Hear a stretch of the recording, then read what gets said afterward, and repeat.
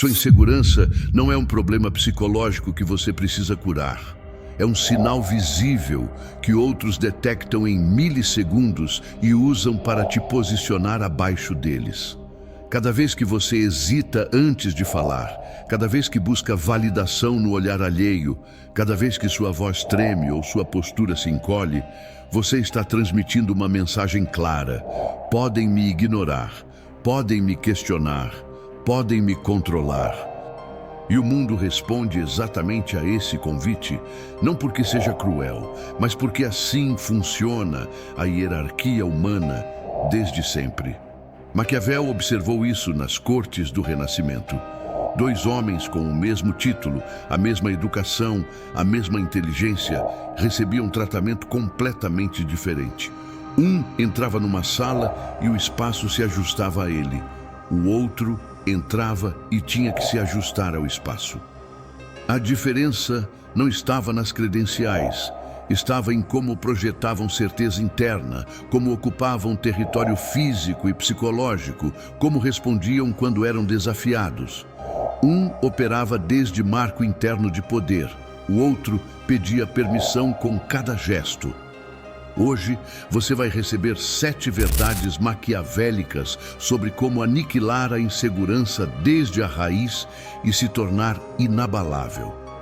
Não é autoajuda motivacional, não é acredite em você mesmo, é arquitetura estratégica de presença, linguagem e decisão que reconfigura como o mundo te percebe e, portanto, como te trata.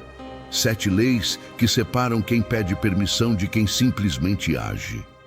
Ao final deste vídeo, você vai entender por que algumas pessoas entram em qualquer sala e automaticamente são levadas a sério, enquanto outras têm que demonstrar seu valor cada vez desde zero. Antes de revelarmos a primeira lei, inscreva-se no canal, deixe seu like e comente abaixo de qual cidade você está assistindo. Sua jornada para se tornar inabalável começa agora. Primeira lei: a certeza não precisa de explicações. Essa é a primeira marca de poder que as pessoas inseguras nunca entendem. Quando você justifica cada decisão, cada opinião, cada movimento, está comunicando que precisa de permissão. As pessoas seguras declaram, as inseguras explicam. E nessa diferença microscópica se decide quem lidera e quem segue. Porque a explicação excessiva implica que sua posição é questionável, que necessita defesa, que sem as razões corretas não deveria ser respeitada. E quando você coloca sua autoridade em julgamento constante, outros aceitam o convite e começam a julgar. Maquiavel estudou os líderes mais efetivos de seu tempo e notou um padrão inquietante. Os que explicavam cada política, cada decisão, cada movimento estratégico, geravam constante debate e desafio.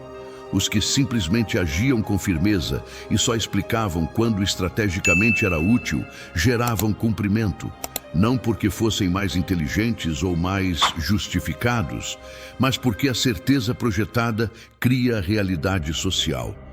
Quando você age como se sua decisão fosse obviamente correta, outros assumem que provavelmente é. Quando age como se precisasse convencê-los, outros assumem que sua posição é fraca. Em 1503, depois da morte do Papa Alexandre VI, César Borgia enfrentou o colapso total de seu poder. O novo Papa, Júlio II, era seu inimigo. Os territórios que Borgia havia conquistado estavam se rebelando. Seus mercenários o estavam abandonando. No meio desse caos, Borgia teve uma reunião crítica com emissários venezianos que podiam oferecer apoio militar ou destruí-lo definitivamente. Os emissários esperavam vê-lo suplicante, desesperado, disposto a oferecer concessões massivas. Em vez disso, Borgia entrou na sala, sentou-se sem pedir permissão e declarou os termos sob os quais estaria disposto a colaborar com Veneza, como se ele estivesse em posição de força. Não explicou sua situação desesperadora, não justificou por que Veneza deveria ajudá-lo. Simplesmente estabeleceu o marco desde certeza absoluta. Os venezianos, confusos pela incongruência entre sua situação real e seu comportamento, duvidaram. Essa dúvida deu a Borgia semanas adicionais de manobra. Eventualmente ele colapsou de todas as formas, mas essas semanas foram compradas puramente com projeção de certeza no meio de um desastre total. Maquiavel, que documentou esse encontro, escreveu anos depois: os homens julgam mais pelos olhos que pelas mãos, porque todos podem ver, mas poucos podem tocar. Todos veem o que você parece, poucos sentem o que você é. Quando usar? Em qualquer situação onde você precisa que sua posição seja respeitada, desde apresentações do trabalho até conversas pessoais onde você estabelece limites. Como fazer? Quando declarar uma decisão ou posição, use estrutura simples. Vou fazer isto, ou minha posição é esta, ponto final. Não adicione porquê, a menos que te peçam explicitamente. Se te questionarem, responda à pergunta específica sem justificar demais. Por que você decidiu isso? Porque é a melhor opção dados os fatores A e B. Não dê o histórico completo do seu processo de pensamento. Isso é sinal de insegurança. Quando alguém desafiar diretamente sua autoridade, não entre em debate. Reconheça brevemente e reafirme: entendo sua perspectiva, minha decisão é esta. Depois siga adiante. Duração esperada. Esse padrão comunicacional deve se converter em operação padrão. Os primeiros dias, você vai sentir que está sendo cortante ou arrogante. Mas em 2 semanas, vai notar que outros te questionam menos. Como medir o resultado? A frequência de desafios à sua autoridade diminui dramaticamente. Quando você fala, outros escutam, em vez de preparar contra-argumentos. Suas decisões são implementadas com menos resistência. O erro mais comum é confundir certeza com agressão. Não se trata de ser hostil ou inflexível. Trata-se de não se enfraquecer mediante autossabotagem verbal. Você pode ser cortês e firme simultaneamente. Aprecio sua opinião. Minha decisão é esta. Isso é certeza cortês. Bom, é que eu pensava que talvez pudéssemos considerar isto se todos acharem bom. Isso é insegurança disfarçada de humildade. Outro erro, aplicar isso sem ter fundamento real. Se você toma decisões constantemente ruins, com certeza absoluta, eventualmente será removido. A correção. Assegure-se de que suas decisões sejam geralmente sólidas. Depois, projete-as com certeza. Competência sem projeção de certeza te faz invisível. Projeção de certeza sem competência te faz palhaço. Você precisa de ambas. E aqui está a verdade psicológica profunda que Cialdini documentou décadas depois de Maquiavel. Os humanos usam atalhos mentais para avaliar credibilidade. Um desses atalhos é: esta pessoa está absolutamente segura. Provavelmente sabe algo que eu não sei. Não é racional, mas é automático. Quando você projeta certeza, ativa esse atalho nos outros. Eles inconscientemente inferem expertise do seu comportamento, e essa inferência se converte em realidade social. Você pode usar isso eticamente, projetando certeza apenas em áreas onde genuinamente tem fundamento. Ou pode seguir explicando cada movimento e perguntando-se por que ninguém te leva a sério. A escolha é sua, mas entenda: no jogo do poder, a percepção não é secundária à realidade. A percepção é a realidade, e você controla a percepção controlando como comunica suas decisões. Pare de pedir permissão com cada frase que sai da sua boca. Declare, afirme, estabeleça e observe como o mundo começa a te tratar como alguém cuja palavra tem peso. Porque no final, as pessoas não te respeitam pelo que você sabe, te respeitam por como você se apresenta. E apresentar-se com certeza é o primeiro passo para aniquilar a insegurança que tem te mantido pequeno por tempo demais. Segunda lei: ocupe mais espaço do que você acha que merece. A insegurança tem assinatura física. Ombros encolhidos, braços colados ao corpo, passos pequenos, voz contida. É postura de minimização, tentativa inconsciente de não incomodar, de não ocupar território que você acha que não te corresponde. Mas aqui está a verdade que ninguém te disse. O espaço físico que você ocupa comunica diretamente o espaço social que você acredita merecer. E outros respeitam exatamente o território que você define com seu corpo, não o que você merece por suas credenciais. Isso não é metáfora, é biologia documentada. Estudos de linguagem corporal mostram que as pessoas que adotam posturas expansivas, o que Amy Cuddy, de Harvard, chamou de power poses, experimentam mudanças hormonais reais. Aumento de testosterona, hormônio associado com dominância, e diminuição de cortisol, hormônio associado com estresse. Mais importante, observadores externos qualificam essas pessoas como mais competentes, mais confiáveis, mais dignas de liderança, mesmo quando não há diferença no que dizem.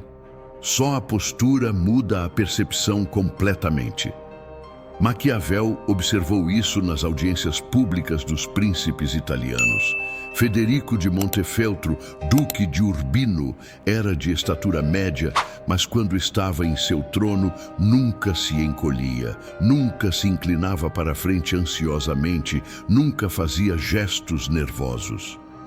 Ocupava seu espaço completamente.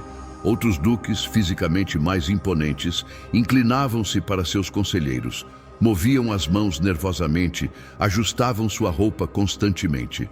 Esses gestos microscópicos individualmente se acumulavam em impressão de insegurança. E a insegurança num líder convida ao desafio. Maquiavel escreveu sobre a importância da aparência de majestade, não como vaidade, mas como ferramenta estratégica.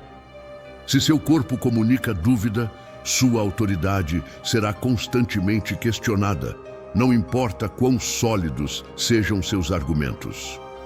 Em 2012, uma pesquisadora organizacional chamada Dana Carney publicou estudos sobre postura e percepção de poder em contextos corporativos. Num dos experimentos, atores com o mesmo roteiro exato, a mesma roupa, a mesma experiência listada no currículo, se apresentavam a avaliadores para posições de liderança. A única variável: um grupo adotava posturas expansivas, ombros abertos ocupando espaço na mesa, gestos amplos. O outro grupo adotava posturas contrativas, ombros encolhidos, braços perto do corpo, ocupando espaço mínimo. Os resultados foram devastadores.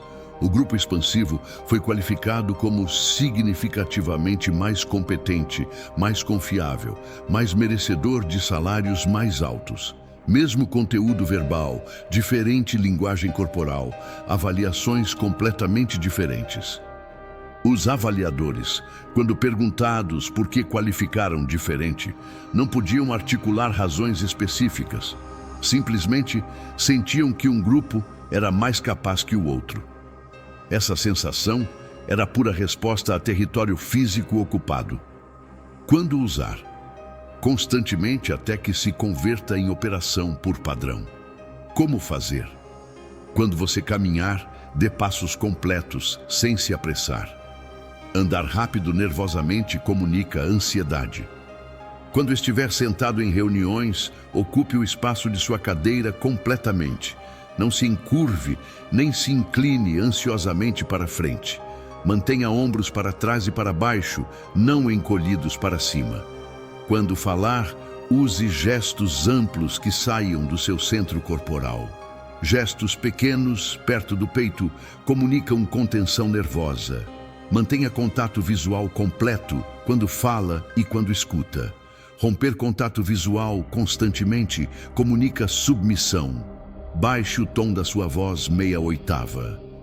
Vozes agudas estão associadas com ansiedade. Vozes graves com autoridade. Fale em velocidade controlada. Falar rápido demais comunica nervosismo. Duração esperada. Mudar esses padrões requer prática consciente durante 2 a 4 semanas até que se tornem automáticos. Como medir o resultado? As pessoas começam a pedir sua opinião mais frequentemente. Em conversações grupais, outros te deixam falar sem interromper. Quando você entra numa sala, outros notam sua entrada. Em negociações, sua posição inicial é levada mais a sério. O erro mais frequente é exagerar ao ponto de paródia. Se você nunca ocupou espaço e de repente entra caminhando como conquistador com o peito inflado artificialmente, você parece ridículo. A correção: aumente gradualmente. Comece com um elemento, por exemplo, postura de ombros, até que se sinta natural. Depois adicione outro, por exemplo, tom de voz. Construa camada por camada. Outro erro: aplicar isso só em situações de alta pressão. Se você só ativa sua postura de poder em momentos críticos, é obviamente atuação e gera desconfiança.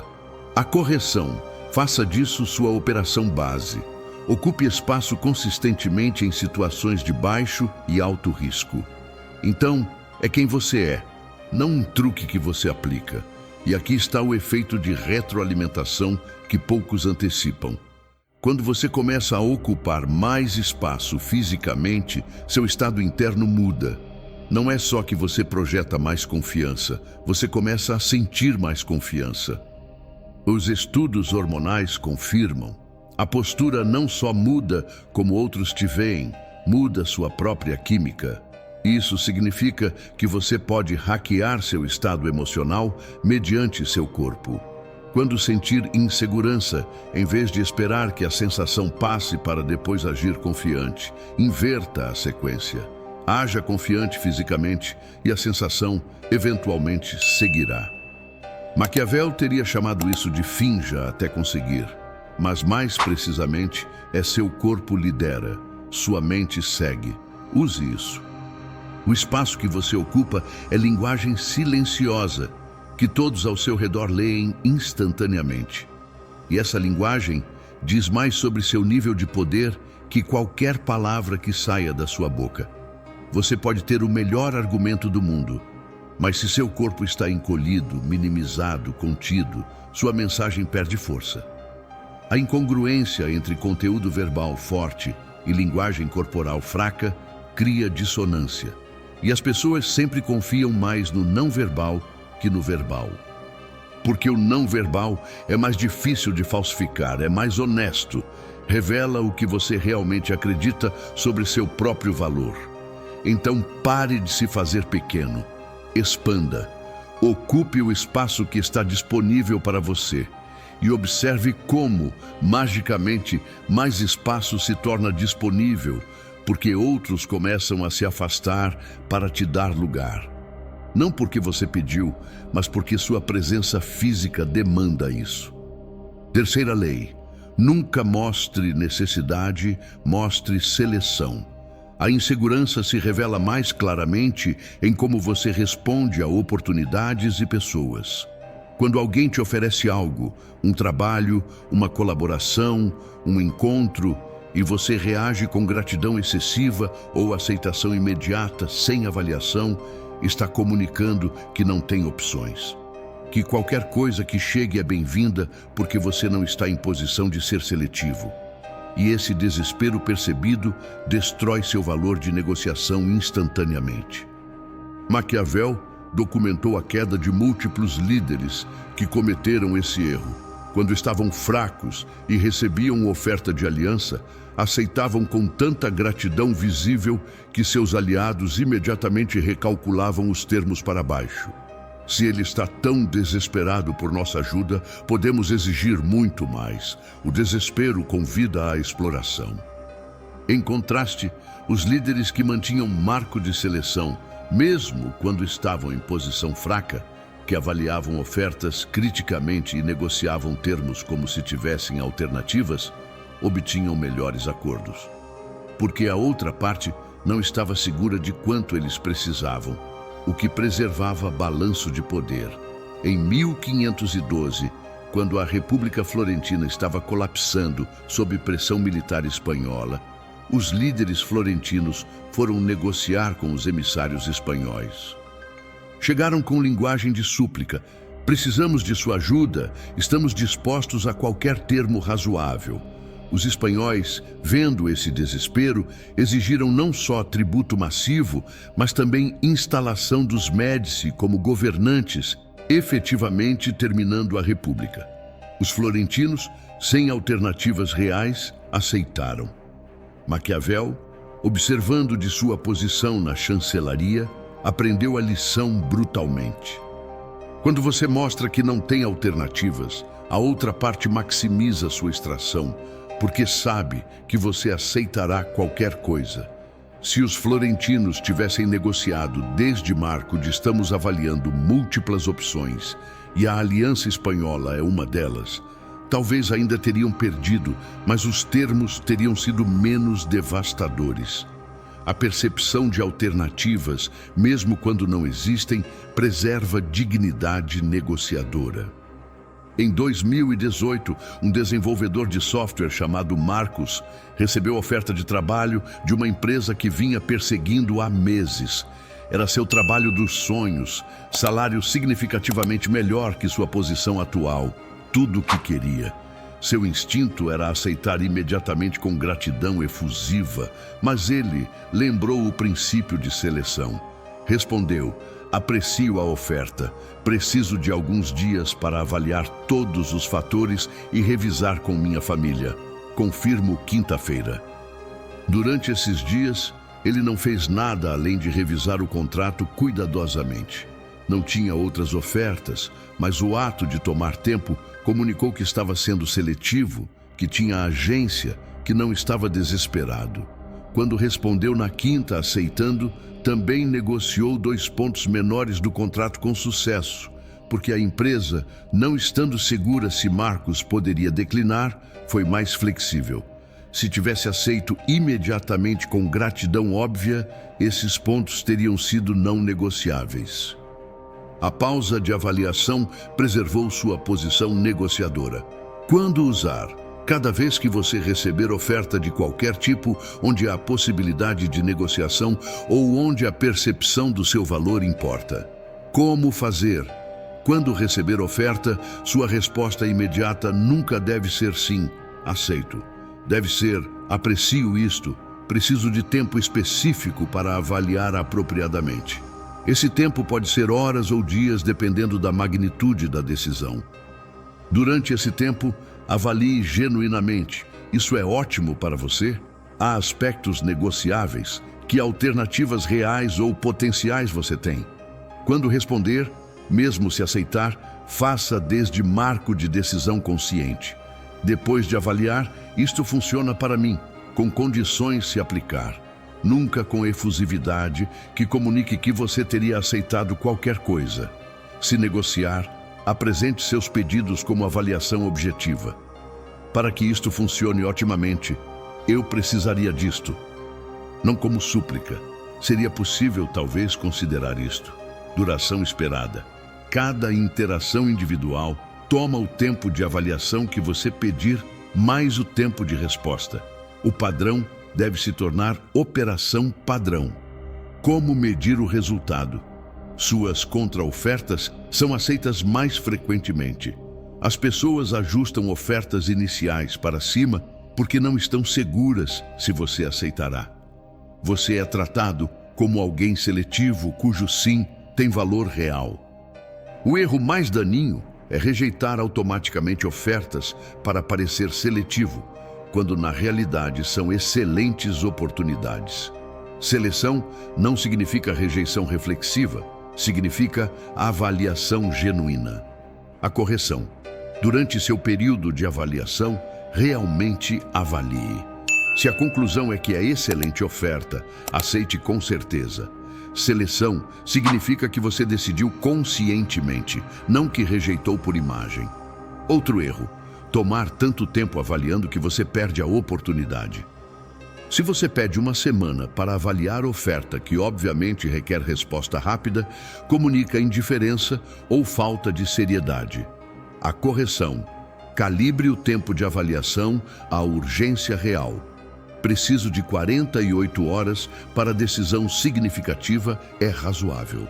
Preciso de um mês para essa mesma decisão é evasão, e aqui está a verdade contra-intuitiva. Quando você se torna genuinamente seletivo, quando realmente avalia oportunidades criticamente em vez de aceitar tudo com gratidão, eventualmente começará a rejeitar coisas que antes teria aceitado desesperadamente. E essas rejeições, embora inicialmente aterrorizantes, comunicam ao mercado que você tem padrões. As pessoas e organizações que buscam qualidade real respeitam padrões.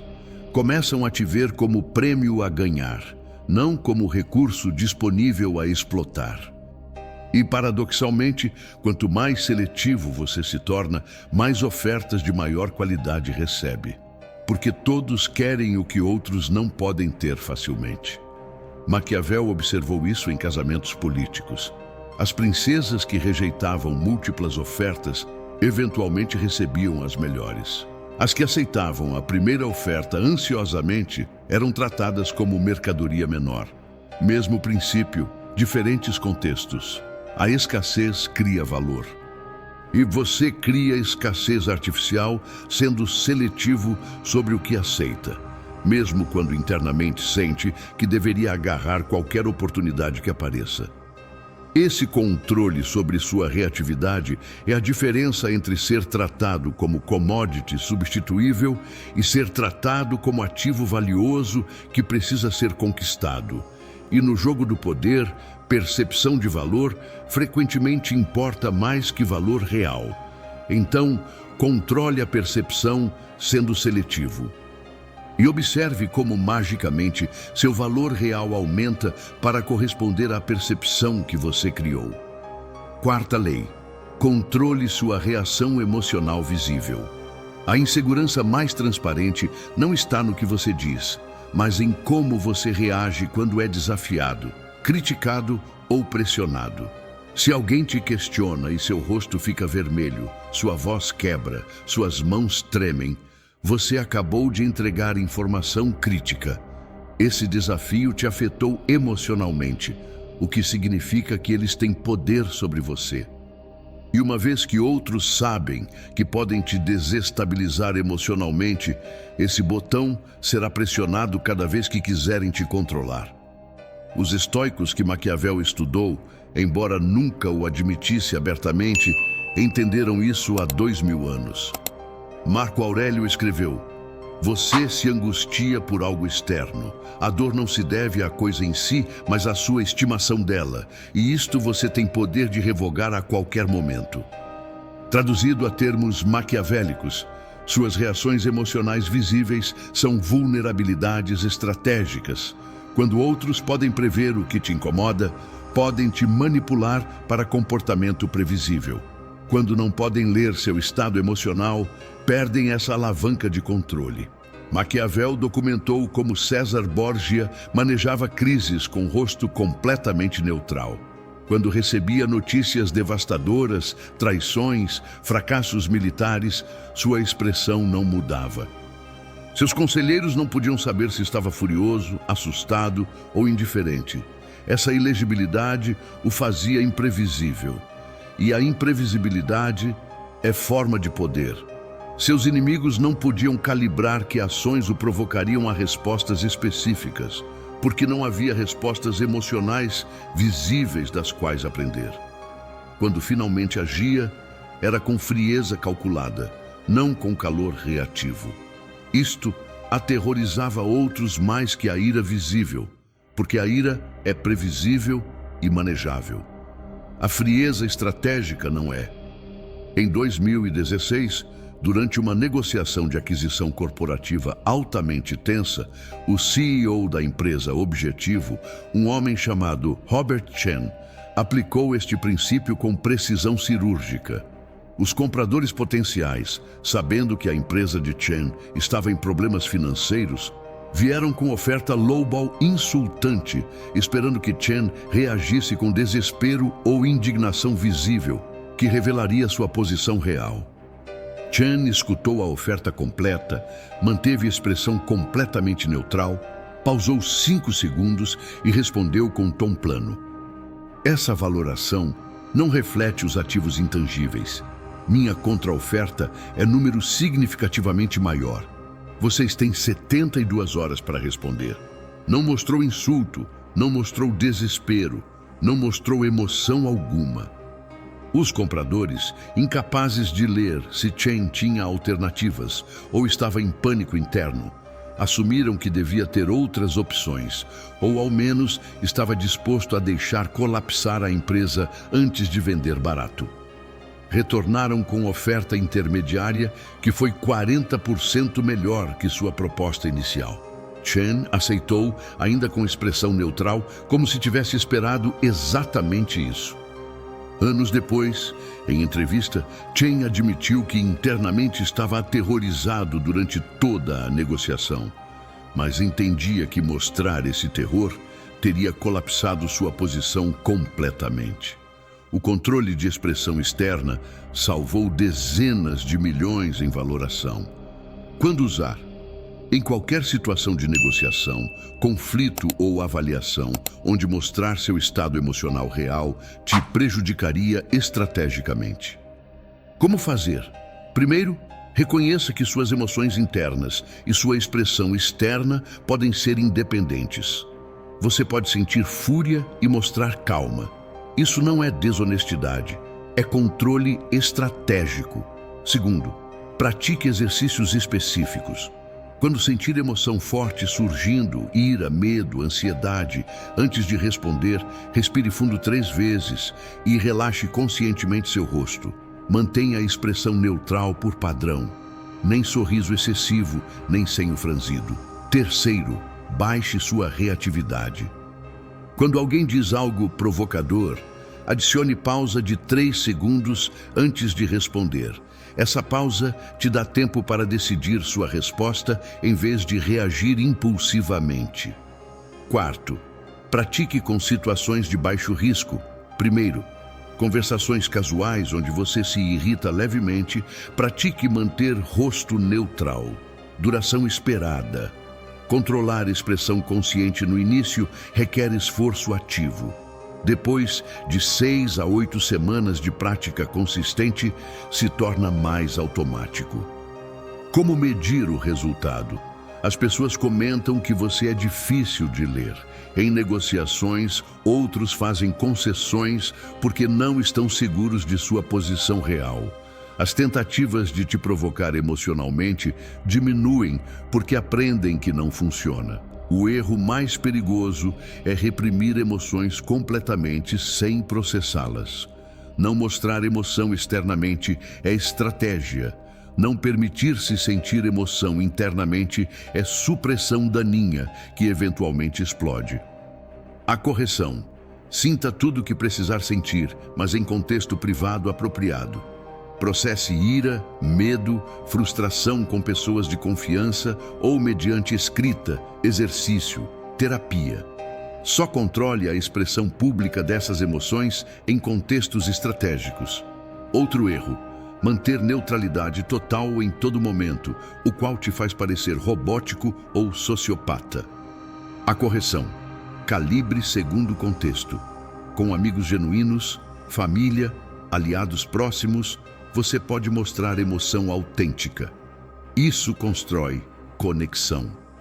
Com adversários, competidores, pessoas te avaliando, mantenha controle. Não é hipocrisia, é apropriação contextual. E aqui está o nível mestre que poucos alcançam. Eventualmente, com prática suficiente, seu estado emocional interno se estabiliza, não só sua expressão externa. Quando você passa anos respondendo a provocações com calma externa, enquanto processa a emoção internamente em contextos apropriados, seu sistema nervoso se recalibra. As coisas que antes te desestabilizavam instantaneamente começam a gerar menos reação interna. Não porque você se tornou frio, mas porque treinou resiliência real. Você chega a ponto onde genuinamente não te afetam certas provocações que antes te destruíam. E aí está a ironia. Você começa projetando calma que não sente. Eventualmente, a calma projetada se converte em calma real. O comportamento externo reconfigura o estado interno. Maquiavel teria apreciado isso. Atue como o príncipe que você quer ser e, eventualmente, se converterá nesse príncipe. Porque no final, você não descobre quem você é. Você decide quem você é através de como age repetidamente. E agir com controle emocional, mesmo quando internamente há tempestade, eventualmente te transforma em alguém que genuinamente tem menos tempestades internas.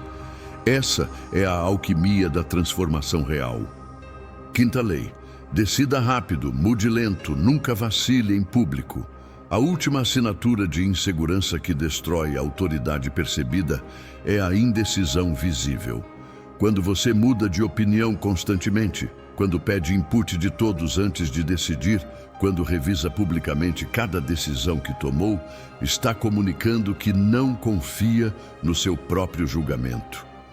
E se você não confia no seu julgamento, por que outros deveriam?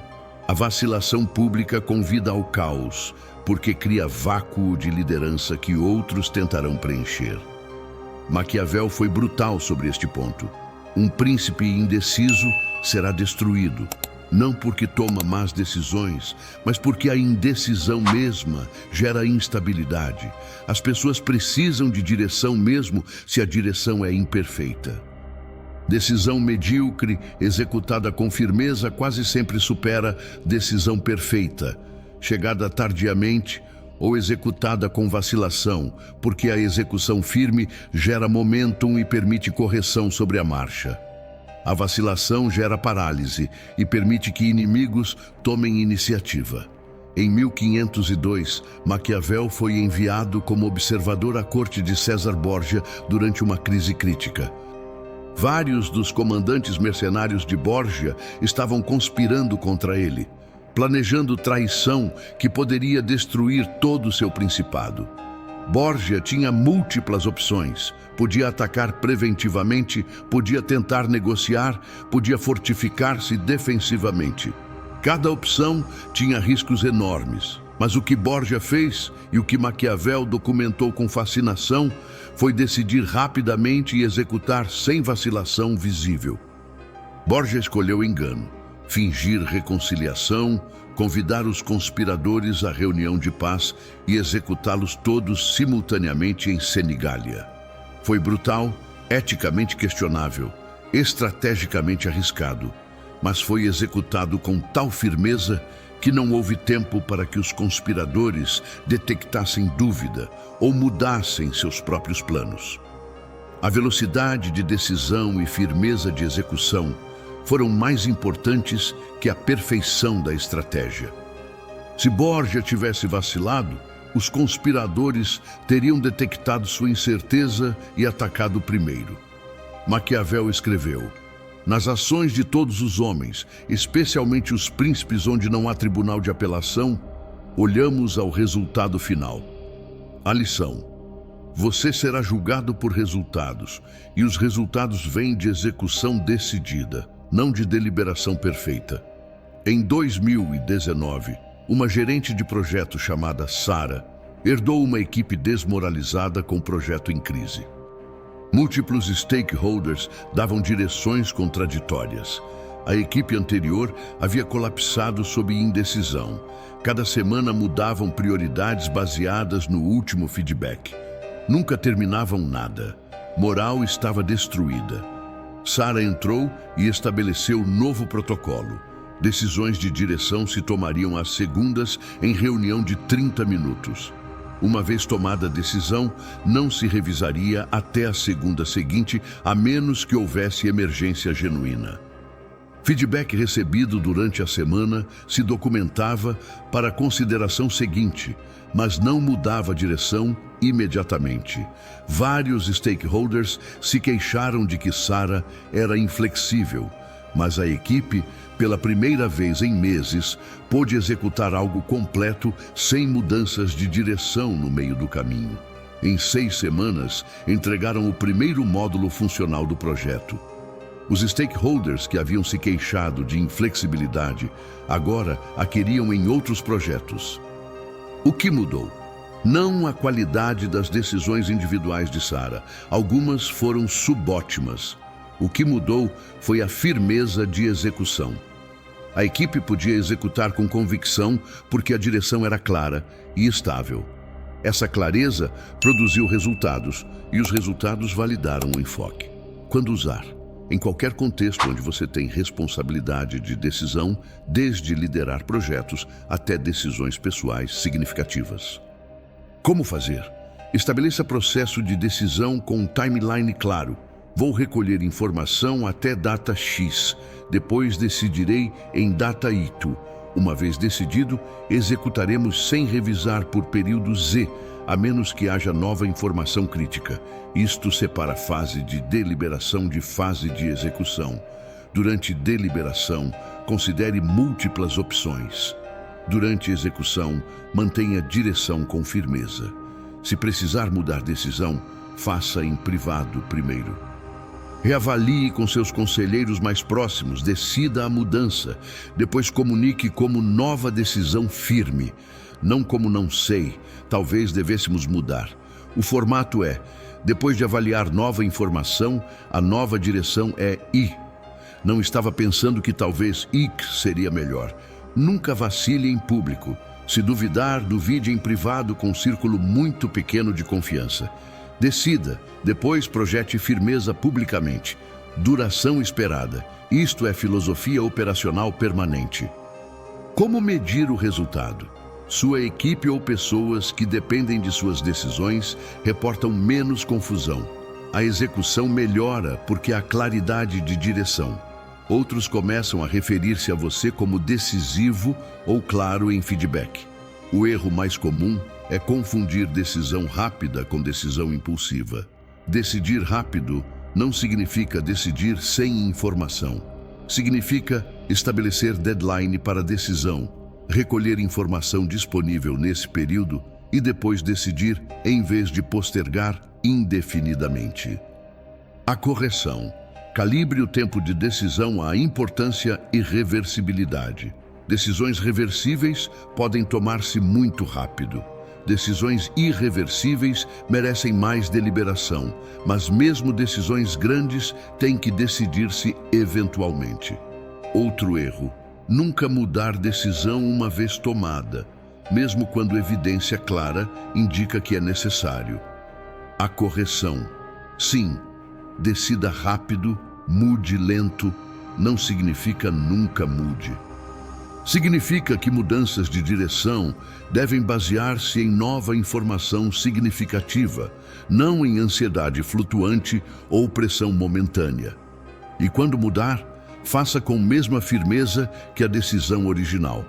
E aqui está a verdade final que Maquiavel observou, mas que poucos líderes modernos entendem. A gente prefere seguir direção imperfeita, mas clara, que esperar direção perfeita que nunca chega. Isto não é porque sejam tolos, é porque em ambiente de incerteza, ação coordenada tem valor enorme, mesmo se a direção é subótima. Decisão B, executada por todos com convicção, supera a decisão a mais onde metade da equipe está esperando que você mude de opinião. Seu trabalho como líder, como pessoa com autoridade, não é encontrar a decisão objetivamente perfeita. É tomar a melhor decisão disponível com informação atual, comunicá-la com claridade e executá-la com convicção suficiente que outros possam comprometer recursos a ela, sem medo de que você mudará de direção aleatoriamente. Isso é poder projetado mediante decisão firme. E elimina a insegurança, porque agora seu valor não vem de ser perfeito, vem de ser decisivo e executor. E decisão mais execução é reproduzível. Perfeição não é. Você não precisa ter todas as respostas. Você precisa ter processo claro para chegar a respostas e convicção para executá-las. Isso, mais que genialidade ou perfeição, é o que gera confiança em outros. Porque outros não buscam líder infalível, buscam líder confiável, alguém que decide, comunica, executa e ajusta quando necessário, mas sempre com direção clara. Essa claridade em meio ao caos é o que transforma você de inseguro em inabalável. Porque inabalável não significa nunca duvidar. Significa nunca permitir que suas dúvidas paralisem você ou confundam outros. Você processa dúvida internamente e projeta direção externamente. E nisso está o segredo final da liderança maquiavélica. Sexta lei: transforme rejeição em prova de seletividade. A insegurança faz você interpretar cada não como confirmação de que não é bom o suficiente. A pessoa inabalável interpreta cada não como confirmação de que é seletiva demais para aceitar qualquer coisa. Essa inversão de perspectiva não é auto-engano positivo, é recalibração estratégica de como você processa feedback do mundo. Porque a verdade brutal é esta: você será rejeitado constantemente, não importa quão competente seja. A pergunta não é se você será rejeitado, é como você responderá a essa rejeição. E sua resposta determina se a rejeição te quebra ou te fortalece. Maquiavel observou que príncipes fracos internalizavam cada derrota como evidência de inadequação pessoal.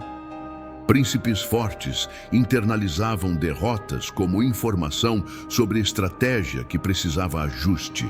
A diferença não estava nos eventos externos, estava na interpretação interna. Quando você é rejeitado para um trabalho, há duas narrativas possíveis. Narrativa da insegurança. Não sou bom o suficiente, há algo errado comigo, nunca vou conseguir. Narrativa da força. Essa oportunidade específica não era alinhamento ótimo. Próxima será melhor, porque agora tenho mais dados sobre o que funciona. Ambas narrativas são interpretações dos mesmos fatos, mas apenas uma te paralisa e outra te move adiante. Maquiavel escreveu extensamente sobre Fortuna, a deusa romana do acaso. Ele argumentava que Fortuna controla aproximadamente metade dos resultados humanos, mas a outra metade está sob nosso controle através de virtude, que ele definia como combinação de habilidade, preparação e vontade de agir decisivamente. Traduzido: você não controla se será rejeitado. Você controla como responde à rejeição, e sua resposta, repetida ao longo de anos, determina sua trajetória completa. Em 1494, Maquiavel foi rejeitado para múltiplas posições governamentais em Florença. Era jovem, sem conexões familiares poderosas, sem patrono influente. Cada rejeição poderia ter sido interpretada como evidência de que não tinha futuro na política florentina. Em vez disso, Maquiavel usou o tempo entre rejeições para estudar obsessivamente história romana, teoria política, dinâmicas de poder. Quando finalmente recebeu posição menor na chancelaria aos 29 anos, estava tão preparado que rapidamente se tornou indispensável. As rejeições anteriores não provaram que era inadequado.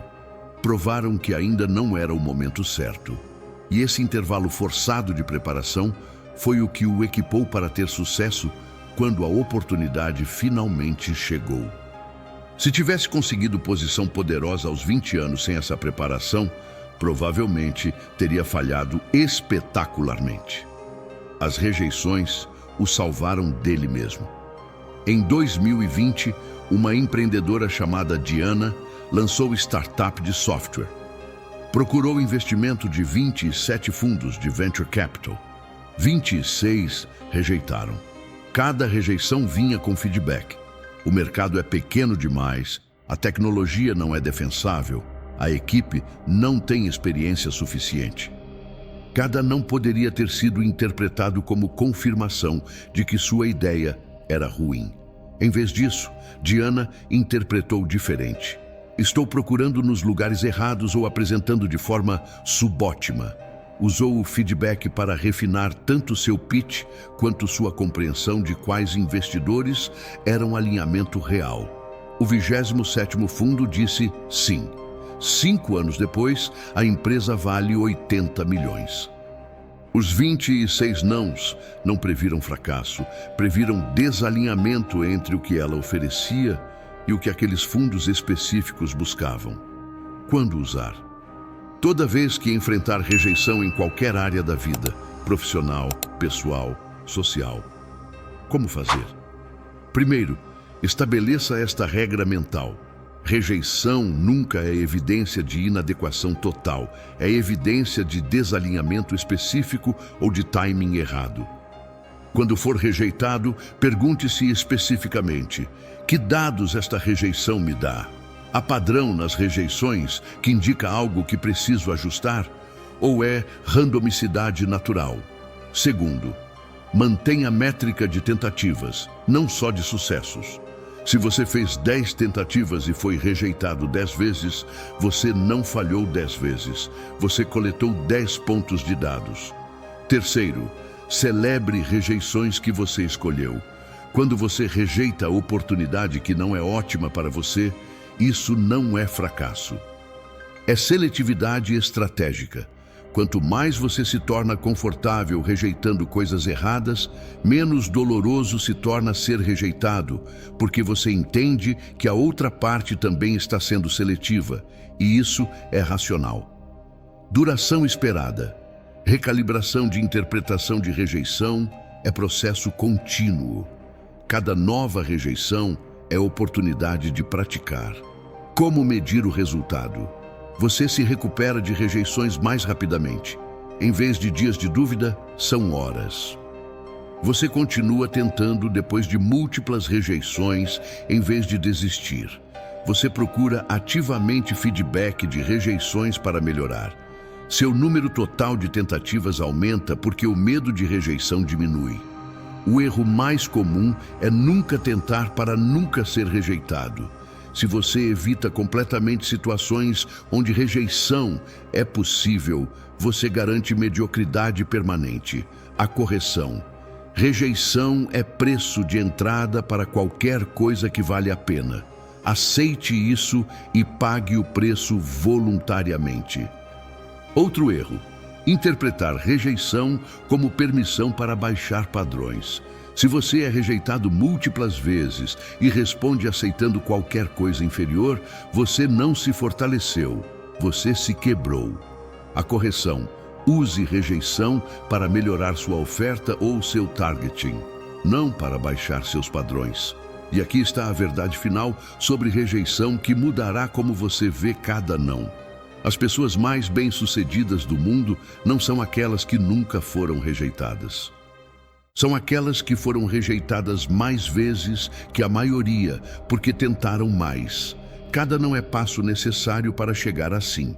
Não há atalho. Você não pode ser seletivamente vulnerável à rejeição. Se você quer os sims que importam, tem que estar disposto a coletar os nãos que não importam. Maquiavel entendeu isto visceralmente. Foi exilado, torturado, banido da política que amava. Cada um desses eventos poderia ter sido o fim da história. Em vez disso, cada evento foi material para O Príncipe, o livro que o tornaria imortal. As rejeições mais brutais de sua vida produziram seu maior legado, porque ele não interpretou rejeição como fim, interpretou como redirecionamento forçado para algo maior. E você pode fazer o mesmo. Cada não que você recebe hoje é potencialmente o empurrão que você precisava para encontrar seu sim maior amanhã. Mas só se você permanecer inabalável através do processo. Sétima lei. Construa competência real. Enquanto projeta poder, Agora chegamos à verdade final que separa poder autêntico de farsa temporária. Tudo que você aprendeu até aqui, certeza comunicacional, ocupação de espaço, seletividade, controle emocional, decisão firme, reinterpretação de rejeição, tudo isso são ferramentas de projeção de poder. E projeção de poder abre portas, cria oportunidades, posiciona você em conversações que de outra forma não existiriam. Mas aqui está o que Maquiavel sabia e que destruiu incontáveis farsantes ao longo da história. Projeção de poder sem competência subjacente é castelo de cartas. A primeira tempestade real o derruba completamente. Você pode entrar em qualquer sala com certeza absoluta, ocupando espaço como conquistador, controlando reações como estoico, mas se quando testado você não entrega resultados reais, sua reputação colapsa mais rápido que se nunca tivesse projetado poder em primeiro lugar. Porque a incongruência entre projeção alta e performance baixa cria decepção aguda.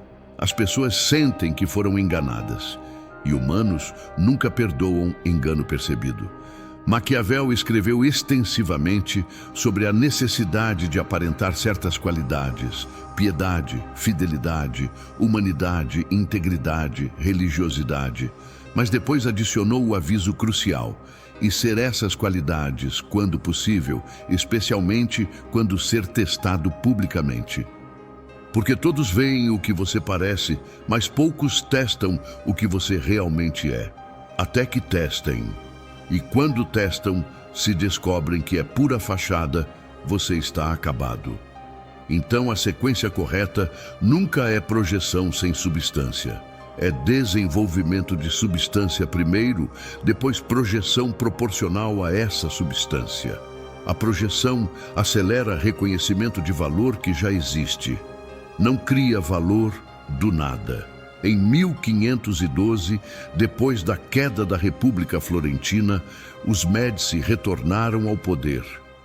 Maquiavel, associado com o regime anterior, foi imediatamente removido de sua posição, preso, torturado sob suspeita de conspiração. Foi evento devastador que poderia ter sido o fim completo. Mas Maquiavel tinha algo que projeção de poder sozinha nunca poderia ter dado: 14 anos de experiência diplomática real, observação direta de líderes em múltiplos estados, conhecimento profundo de história clássica e teoria política. Essa competência acumulada não desapareceu com sua posição. Quando eventualmente foi liberado e exilado em sua fazenda, usou essa competência para escrever O Príncipe em 6 meses de trabalho intenso. O livro sintetizava décadas de observação e experiência real. Não era teórico escrevendo sobre poder abstrato, era praticante destilando lições de campo. Essa autenticidade é porque O Príncipe ainda ressoa 500 anos depois. A competência real transpira através de cada página. Se Maquiavel tivesse apenas projetado autoridade sem ter experiência subjacente, o livro teria sido esquecido imediatamente. Em 2015, um consultor de estratégia chamado James construiu prática impressionante, projetando extrema confiança em apresentações. Ele entrava em salas de executivos, falava com certeza absoluta, ocupava espaço como líder natural, cobrava taxas premium. Por 2 anos, funcionou perfeitamente. Mas James havia pulado etapa crucial. Nunca havia desenvolvido competência profunda real em estratégia. Suas recomendações eram genéricas, copiadas de frameworks existentes, sem insight verdadeiramente customizado. Eventualmente, um cliente implementou suas recomendações e falhou espetacularmente. Investigaram. Descobriram que James não tinha histórico real de resultados, apenas apresentação polida. Dentro de 6 meses, sua reputação estava destruída. Clientes anteriores, reavaliando em retrospectiva, perceberam que também não haviam visto resultados reais. James estava acabado na indústria. O contraste instrutivo: Consultores que combinavam projeção de confiança com competência técnica profunda prosperavam. A projeção conseguia a reunião.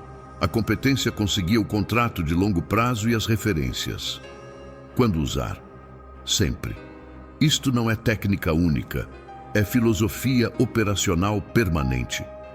Como fazer? Primeiro, audite honestamente sua competência atual. Em que áreas você é genuinamente forte? Onde você tem resultados verificáveis? Onde você ainda é iniciante? Segundo, projete poder proporcional à sua competência real.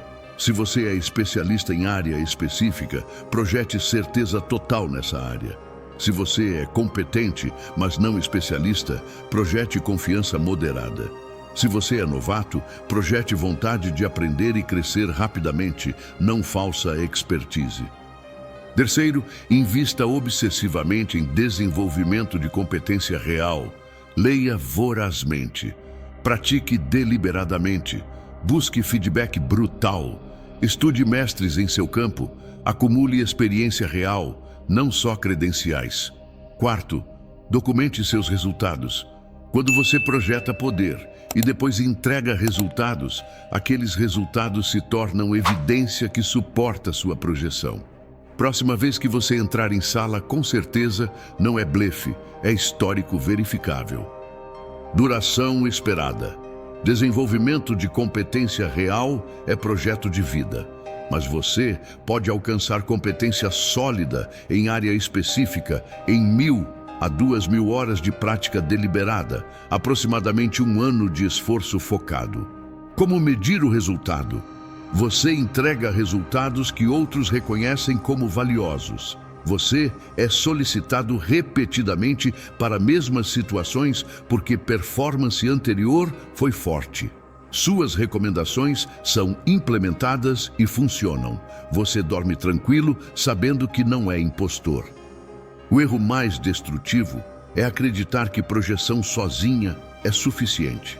Vivemos em era onde personal branding e marketing pessoal são supervalorizados. Muitos acreditam que se apenas projetarem confiança suficiente, sucesso seguirá.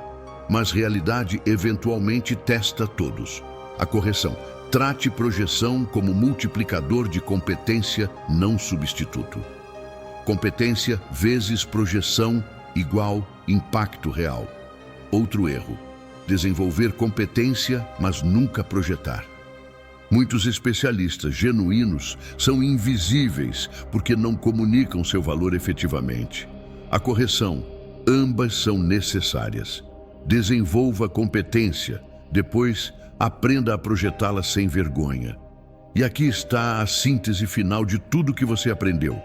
Você aniquila a insegurança não convencendo-se mentalmente de que é bom o suficiente.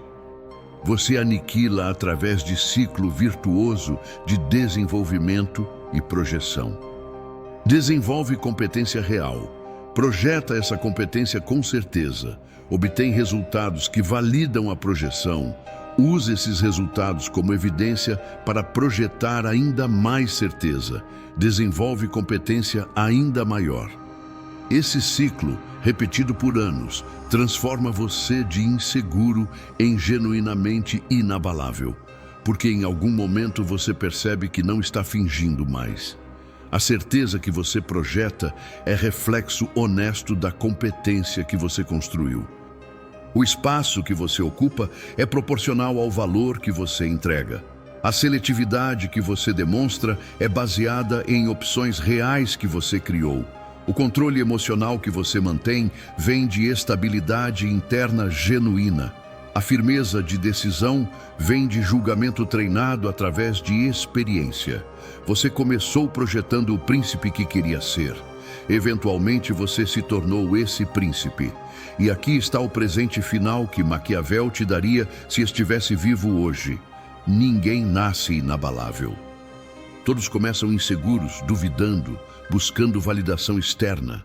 A diferença entre quem permanece inseguro a vida toda e quem se torna inabalável não é talento natural ou sorte. É decisão de implementar estas 7 leis consistentemente até que se tornem quem você é. certeza sem explicações, ocupação de espaço, seletividade visível, controle emocional, decisão firme, reinterpretação de rejeição, competência real. Estas não são táticas para aplicar ocasionalmente. São fundação para reconstruir sua identidade completamente. E essa reconstrução não acontece da noite para o dia. Requer meses de prática consciente, anos de refinamento. Mas acontece, se você permitir. Então aqui está a sua escolha final. Você pode voltar à vida de insegurança que conhece, onde cada interação é teste que você teme falhar, onde cada rejeição confirma suas piores crenças sobre si mesmo, onde você permanece pequeno, invisível, quebrado. Ou você pode começar hoje a implementar estas 7 leis, uma de cada vez. Primeiro, certeza comunicacional. Depois, ocupação de espaço, camada sobre camada.